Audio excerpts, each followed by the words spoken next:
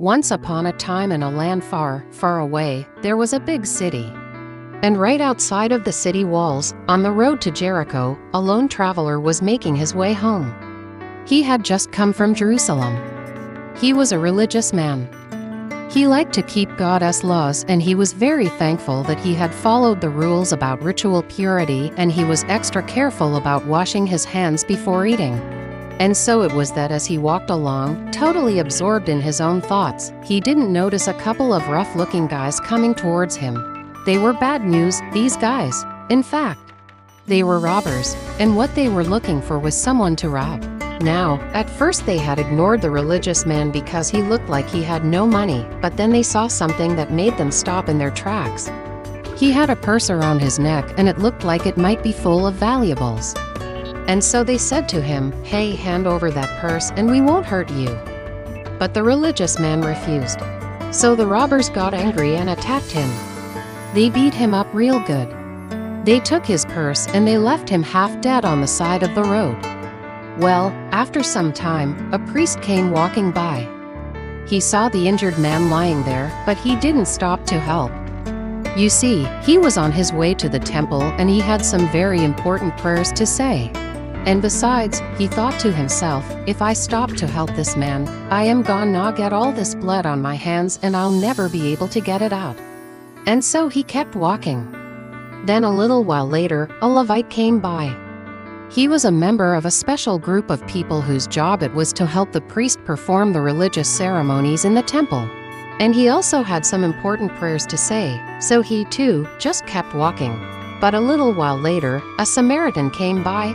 Now, the religious man had heard that Samaritans were considered unclean because they worshipped in a different place than the Jews, and besides, Samaritans and Jews didn't get along very well.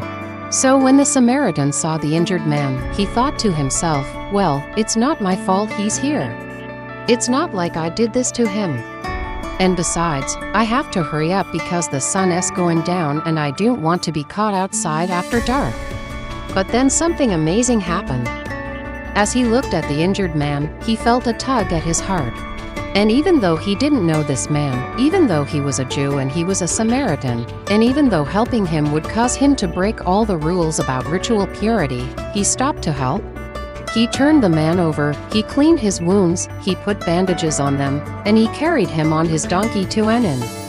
And he took care of him all night. And the next day he paid for the man's lodging, too. Now, when the religious man woke up, he looked around and he couldn't remember much. All he could remember was that he had been robbed and beaten and left for dead. And then he saw that he was in a room. And a Samaritan was sitting by his bed, and he thought to himself, that must have been a dream. When Jesus told this story, he was talking to some religious leaders who thought they were better than everyone else, and he wanted to show them that they were wrong, you see, in their minds. They were so holy because they followed the law, and yet when it came to helping someone in need, they had ignored him.